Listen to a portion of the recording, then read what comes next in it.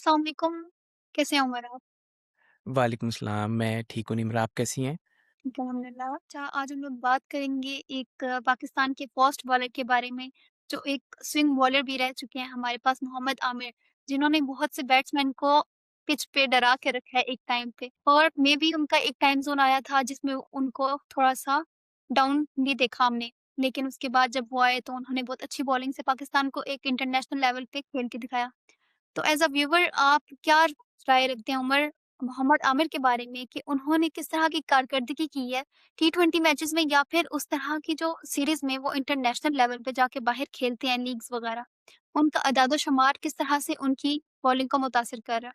अच्छा, आज मुझे लग रहा है मैं थोड़ा-सा बायस हो जाऊँगा मोहम्मद आमिर को लेके क्योंकि वो मेरा one of the favourite bowler है। लेकिन बात ये है कि हमने यहाँ पे स्टैट्स की बात करनी है, तो हो सकता है मैं उस तरह से उसको डिफेंड ना कर सकूँ, बट ओवरऑल उसके स्टैट्स अच्छे ही हैं क्योंकि मेरा वो फेवरेट बॉलर रहा है और मैंने उसको काफ़ी देखा है खेलते हुए उसको और उसके टी20 इंटरनेशनल करियर में अगर मैं देखूँ, उसने तकरीबन 62 मैचेस खेले हैं और उसने 71 विकेट्स लिए हैं, जो कि ऑलमोस्ट 22 की एवरेज बनती है और जो कि बहुत अच्छी एक एवरेज है। बिल्कुल। हमें सबको याद होगा उसकी जो टी20 वर्ल्ड कप की परफॉर्मेंस थी इंडिया के खिलाफ, था वो बेशक 50-50 मैच बट वो हमें स्टिल अभी सबको वो याद है जिसमें उसने रोहित शर्मा को कोहली को और धवन को स्टार्ट में आउट किया था। हुँ, आई थिंक उसके 3 विकेट्स थी 16 रन्स देके। और इसी तरह अगर टी20 के उसके हम ऑस्ट्रेलिया वाले मैच को याद करें जिसमें उसने 3 आउट किए थे 27 रन्स देके और पाकिस्तान वो 6 विकेट से मैच बाय द वे जीता भी था। कम-कम मैच हम लोग जीते हैं लेकिन हम जो जीते हैं बहुत अच्छे मैचेस जीते हैं। स्टैटिस्टिकली मैं अगर टी20 में देखूँ तो उसकी बहुत अच्छी परफॉर्मेंसेस रही हैं। उसका जो एबिलिटी है स्टार्ट में पेनिट्रेट कर जाना वो पाकिस्तान को बहुत अच्छा एज दिलाती है और मुझे नहीं लगता कि 400 विकेट्स पाकिस्तान के किसी और बॉलर ने ली होंगी टी20 हुँ। में या मे बी किसी ने ली हो मुझे नहीं याद पड़ता मेरे नॉलेज में नहीं है but I rate him as an very high bowler.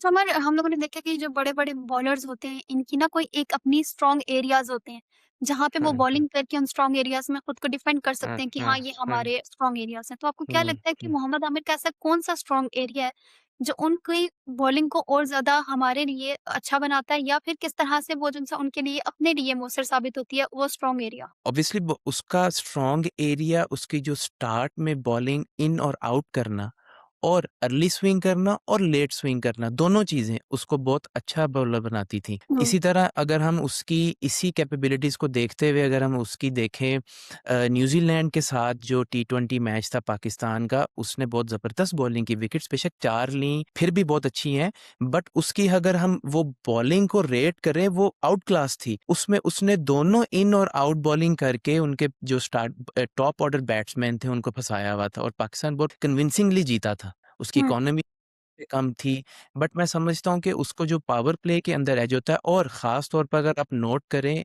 Day and night matches में अगर पाकिस्तान ने बाद में बॉलिंग कर रहे हैं नाइट के अंदर उसको बहुत ज़्यादा एज होता है। उसकी जो बॉल है वो अर्ली स्विंग होती है, इसलिए उसको स्टार्ट में विकेट्स मिलती हैं। जो मैंने देखा है मैं उस पे क्या कहते हैं क्रिटिकल एनालिसिस नहीं कर रहा बट जो मैंने फ़ील किया है वो ये है। हाँ, अगर इसी तरह अगर हम उसको जो यंग आमिर था, उससे तो मैं कहता हूँ रेप्लिकेट हम कर ही नहीं सकते आज के आमिर हुँ। को। बट स्टिल वो हमारा एक वैल्यूएबल बॉलर था, पाकिस्तान का एक एसेट था। तो उमर अगर हम लोग कंपैरेटिवली देखें जैसे हमारे पास अफ़गानिस्तान में एक बहुत अच्छा बॉलर है राशिद खान, उसके बाद हमारे पास इंडिया में बुमराह वग़ैरह इस तरह के बॉलर्स हैं। जिस तरह अगर हम लोग कंपैरेटिवली देखें तो हुँ। मोहम्मद आमिर की जो बॉलिंग है, वो इंटरनेशनल लेवल में टी20 में मोहम्मद आमिर को किस जगह पे लायक कर रही है? वो किस तरह से खेल रहा है? आपको क्या लगता है? अम, अच्छा निम्रन लेकिन राशिद खान के साथ तो हम कंपेयर नहीं कर सकते, वो तो एक डिफरेंट बॉलर है। अगर हाँ, हम बुमराह के साथ कंपेयर कर सकते हैं इसको, बट बुमराह के साथ भी मैं समझता हूँ कि हम इसलिए नहीं कर सकते कि उसकी जो डेथ ओवर्स में बॉलिंग है ना, वो भी सेम एज़ इट स्टार्ट की बॉलिंग है। आमिर यहाँ पर लैग कर रहा है, जब से वो वापस क्रिकेट में ये स्टार्ट किया है उसने बॉलिंग हुँ, आना करियर का अपना, हम उसको उसकी जो लैकिंग एबिलिटीज़ में हम ये भी शामिल करेंगे, उसको डेथ ओवर्स के अंदर बहुत मार पड़ी। वो शुरू के 2 ओवर्स तो वो गुज़ार रहा है, ठीक है, विकेट्स भी ले रहा है, हम उसकी वज़ह से मैचेस भी जीते हैं। अगर मैच एंड तक जाता है या हम पहले बॉलिंग करते हैं, क्या वो डेथ ओवर्स के अंदर मैच को या रन्स को कंटेन कर पा रहा है? नहीं कर पा रहा, नहीं कर पा रहा था। बुमराह हुँ, ये कर पा रहा है, बुमराह में कंसिस्टेंसी है। ओवरऑल अगर देखा जाए उसके आमिर के स्टैट्स अच्छे हैं। उसका स्पेल एशिया कप में 2016 में जब उसका कमबैक था इंडिया के खिलाफ 1 आउट ऑफ 18 उसने लिया, अच्छा था, बट स्टिल डेथ ओवर्स के अंदर वो उसको कंटेन नहीं कर सका और हम हुँ, मैच हारे। इसी तरह उसका हम वर्ल्ड कप का टी20 का मैच इंडिया के खिलाफ एक उसने विकेट ली 11 रन्स दे के, उसमें भी उसने अच्छी परफॉर्मेंस दी, बट स्टिल हम जो है वो डेथ ओवर्स के अंदर नहीं कर सके। वो इकोनॉमिकल होता है, पिच अगर आपको साथ दे रही है तो वो स्टार्ट के अंदर बॉलिंग उसकी आमिर की अच्छी हो रही है। लेकिन बुमराह तो कोई भी पिच दे दो, उसको तो आपने बताना है कि आपने यॉर्कर मान रहे हैं और वो 6 की 6 बॉलें यॉर्कर मार के विकेट ले लेता है। जी। बट बात फिर वहीं आ जाती है हमारे पुराने टॉपिक की तरफ कि इसके अंदर बॉलर का कसूर नहीं है, उसके कोच और मैनेजमेंट का है कि उसको कहाँ पे उसकी इनएबिलिटी है कि वो क्यों नहीं कर पा रहा, उसको कॉन्फिडेंस है या नहीं है। हुँ। अच्छा आपने भी बात की है कि मोहम्मद आमिर का एक डाउन आया था। हमने भी देखा है कि मोहम्मद आमिर का एक हुँ। डाउनफॉल था प्रॉपर उनके ऊपर पाबंदी लगी थी, वो मैचेस नहीं थे खेल सकते। तो आपको क्या लगता है वापस आने के बाद मोहम्मद आमिर ने अपनी परफॉर्मेंस में थोड़ी बेहतरी लाई है या हम लोगों ने उनका डाउन देखा है उसके बाद? अच्छा, उसकी जो पोस्ट मैच बैन परफॉर्मेंसेस थी, हम उससे तो उसको कंपेयर नहीं कर सकते यार। वो तो एक प्रॉपर एक यंग लड़का, एक बच्चा आया था अपने प्योर टैलेंट के ऊपर, जिसकी ट्रेनिंग हुई थी, जो सीख रहा था चीज़ें और वो परफॉर्मेंस दे रहा था। वो पैशनेट था अपने करियर को लेके, हुँ, कंपेयर नहीं कर सकते। बाद में जो आमिर आया है, वो एक कह लें एक स्ट्रेस सिचुएशन में जिसमें कैप्टन्स कह रहे हैं मैं इसको नहीं खिलाऊँगा, मैनेजमेंट में कहते हैं हम इसको डालेंगे, नहीं डालेंगे। एज़ एन व्यूअर हम लोग कभी कुछ कोई लोग एक्सेप्ट कर रहे थे, कोई नहीं कर रहे, तो वो एक बहुत बहुत अंडर प्रेशर उसने क्रिकेट खेली बाद में, मैं ये हुँ, कहूँगा। उसी अंडर प्रेशर की वजह से देखें आपने परफॉर्मेंसेज़ देनी होती हैं, परफॉर्मेंसेज़ नहीं हुई, तो साथ इसको ड्रॉप कर दें, इसको तो खिलाना ही नहीं चाहिए था, इसको तो ये नहीं करना चाहिए था। बट हमने उसको चांस दिया। बट मैं समझता हूँ कि इसमें मोहम्मद आमिर का भी कसूर था कि अगर उसको चांस मिल गया, तो यार ना कि वो टीवी पे बैठ के मैनेजमेंट के बारे में बातें करे, उस चांस को प्रॉपर अवेल करे। उसने भी हुँ, आसान रास्ता चूज़ किया, मैनेजमेंट के बारे में बातें कर लो और हुँ, खुद जाके साइड से निकल जाओ और लीग्स खेलते रहो, आराम से पैसे बनाओ, टी20 खेलो। टी20 में 4 ओवर करने हैं, 2 ओवर स्टार्ट में करो, 2 ओवर एंड में करो, 2 ओवर में 2 विकेट्स ले लो। आपका नाम बन गया, पैसे बन गए, ठीक है, क्या नए रौले में पड़ना, आईसीसी के इवेंट्स खेलो, पाकिस्तान टीम हुँ, की तरफ से खेलो, नया रौला ये। अब उसकी मेंटालिटी ये बन गई थी जो हमें एज़ एन व्यूअर नज़र आई। टीवी पे बैठ के बातें कर लेना आसान है, ठीक है, हम बट मैं मेरा वो फिर भी मैं कहूँगा अगर मैं उसको बॉलिंग में रैंकिंग करूँ, मेरा वो फ़ेवरेट बॉलर था जिसके पास एक प्रॉपर हुनर था। तो आपके मुताबिक बेसिकली उसकी जो बॉलिंग को इफ़ेक्ट किया है वो उसको कोचेज़ या फिर इस तरह स्ट्रेसफुल रहने की वज़ह से उसकी बॉलिंग इफ़ेक्ट हुई है? ऑब्वियसली स्ट्रेसफुल रह के ही वो उसकी बॉलिंग इफ़ेक्ट हुई है।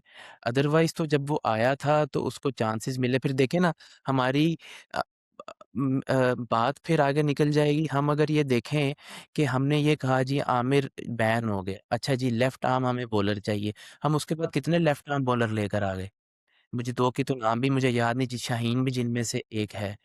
ठीक है, हम फिर लाइन लगा देते हैं लेफ्ट आर्म बॉलर्स की, अच्छा जी आमिर का रिप्लेस आ गया, आमिर का रिप्लेस आ गया, आपने रिप्लेस तो कर लिया। शाहीन में भी यही इश्यूज़ हैं, स्टार्ट में विकेट ले लेगा, एंड पे नहीं ले पाएगा, स्टार्ट के अंदर अच्छा था। अब मैनेजमेंट उसके साथ क्या करेगी उसको बट फिर बात यहीं आ जाती है कि ताली दोनों हाथों से नहीं बजती, सिर्फ मैनेजमेंट नहीं, प्लेयर को भी तो खुद चाहिए ना, कितने प्लेयर्स ऐसे हैं यार जिनको आप कहते हैं डोमेस्टिक खेलो जाके वो टीवी पे आके बैठ के एनालिस्ट बन जाते हैं, डोमेस्टिक खेलते नहीं हैं, जहाँ पे उनकी इम्प्रूवमेंट होनी है, वो करते नहीं हैं। आमिर के आप स्टैट्स देख लें बॉलिंग के, 2016 के निकाल के देख लें, 17 के देख लें, 7 इनिंग्स खेली उसने 7 विकेट्स लीं। हुँ, 17 में 10 खेली उसने 10 विकेट्स लीं। आहिस्ता-आहिस्ता अगर आप आगे चलते जाएँ ये विकेट्स कम होती गई हैं। हुँ। वो क्यों होती रही हैं कम? उसका अपना भी तो देखें, फ़ोकस हटता रहा, लीग्स पे जाते रहे, लीग्स खेलनी आसान है। ये अच्छा, थोड़े-से इश्यूज़ हमें एज़ एन व्यूअर नज़र आए हैं। अगर हम लोग उनके करियर में देखते हैं टी20 के करियर में स्पेशली, तो आपको क्या लगता है कि कौन-सा ऐसा पॉइंट है जिस पे हम उनकी तारीफ़ कर सकते हैं कि हाँ, मोहम्मद आमिर ने यहाँ पे बॉलिंग जो है वो बहुत अच्छी की थी और हम लोग उनको मतलब उनको हम प्रेज़ कर सकते हैं कि ये बॉलिंग यहाँ पे मोहम्मद आमिर ने हमारे लिए की थी या हुँ, हमारी टीम को आगे हुँ। बढ़ाने के लिए की थी? देखें उसने शुरू से बॉलिंग टीम के लिए की है। हुँ, उसका एग्रेशन नज़र आता था स्टार्ट के ओवर्स में। बट डेथ ओवर्स में मैं इसलिए कहता हूँ क्योंकि उसका एग्रेशन तो है, बट वो प्रैक्टिस और वो नॉलेज उसमें लैक कर रहा है जो पहले होता था। ठीक है? हुँ, उसका बॉलिंग पे control, aggressive batsman batting era ये जो चल रहा है उसके अंदर कंट्रोल करना, स्टार्ट के अंदर विकेट्स लेना ये कोई आसान बात नहीं है। 400 विकेट्स उसने टी20 में ले ली, ये ऐसे ही नहीं हो गया। बट लेकिन पीएसएल के बाद डिफरेंट लीग्स खेलने के बाद उसको भी तो एज़ एन ह्यूमन एक आसानी मिल गई कि यार लीग्स खेल लो, पैसा भी मिलता है, इतने प्रेशर भी नहीं होता। आपने 2-3 परफॉर्मेंसेज़ अच्छी देनी है, फिर आप पूरी लीग में और आप जो है वो आगे भी आपकी परचेज़िंग अच्छी हो जाती है। ये चीज़ें तो हमें एज़ एन मैनेजमेंट भी देखनी है कि हम प्लेयर्स को क्या चीज़ नहीं दे पा रहे। कि देखें, जो प्लेयर आपके स्क्वाड में शामिल हो गया, वो हुँ, टैलेंटेड ही है। बिल्कुल। इतनी आबादी में से प्लेयर्स ऊपर आते हैं, वो टैलेंटेड ही होते हैं, वो खेल कर आ रहे होते हैं। आप उनको थोड़ा-सा मैन्यूवर कर सकते हैं, थोड़ा-सा उनकी इम्प्रूवमेंट ला सकते हैं, बट टोटली चेंज नहीं कर सकते। आमिर था, उसके अपने स्किल्स थे बहुत अच्छे, बट क्या उसको कोचेज़ और मैनेजमेंट ऐसी मिली कि जो बता सके कि यार डेथ ओवर्स में आप कहाँ लैग कर रहे हैं? अगर उन्होंने बताया, तो आमिर ने क्यों नहीं सीखा? या सीखा, तो वो क्यों नहीं उसको कर पाया? एज़ एन व्यूअर्स हमें पर्दे के पीछे चीज़ें नज़र नहीं आती। बट ओवरऑल मैं उसे लेजेंड नहीं कहूँगा कि वो लेजेंड नहीं बन पाया अनफॉर्च्यूनेटली, लेकिन वो एक good decent left arm bowler था, जिसने पाकिस्तान के लिए बहुत से मैचेस जिताए और हमें उसकी स्टिल रिस्पेक्ट करनी चाहिए। तो आपके ख़्याल में मोहम्मद आमिर के कौन से ऐसी एरियाज़ थे जिनमें उनको बेहतरी की ज़रूरत थी और स्टिल वो नहीं कर पाए हैं, जिसकी वज़ह से आज तक वो क्रिटिसिज़्म का शिकार हैं? देखें 50 ओवर के मैचेस के अंदर तो बहुत सी सारी चीज़ें हैं जो हम देखते हैं, बट अगर हम स्पेसिफिकली टी20s की बात करें तो डेथ हुँ। ओवर्स अभी रिसेंटली मैच हुआ, वर्ल्ड कप के मैचेस हुए, डेथ ओवर्स में इंडिया के 2 बॉलर्स ने रन्स कंटेन किए और मैच जिता दिया। रन्स को कंटेन करना है टी20 में, वो ज़्यादा इम्पोर्टेंट है विकेट लेने से। हुँ। विकेट्स तो आपको खुद ब खुद आ जाएँगी, आप आज टी20 में 1 मेडन ओवर करके चला गया और अगला कोई नॉर्मल सा बॉलर भी आ गया विकेट तो वो भी ले लेगा, इतना प्रेशर बन जाता है। अच्छा, अगर हम लोग इस बात को कंक्लूड करें तो आपको क्या लगता है कि मोहम्मद आमिर की परफ़ॉर्मेंसेज़ ओवरऑल टी20 में कैसी रही हैं? ओवरऑल टी20 में मैं कहूँगा वो एक अच्छा डिसेंट बॉलर था। उसकी परफ़ॉर्मेंसेज़ बहुत अच्छी रही हैं, पाकिस्तान के लिए बहुत से मैचेज़ उसने जिताए हैं, 400 विकेट्स हैं उसकी ओवरऑल जो कि एक एक बहुत बहुत डिसेंट स्टैट्स हैं। Okay, thank you so much Umar. आज के लिए बस इतना ही था। जज़ाकल्लाह। चलें, thank you Nimra for inviting me. Thank you. अल्लाह हाफ़िज़।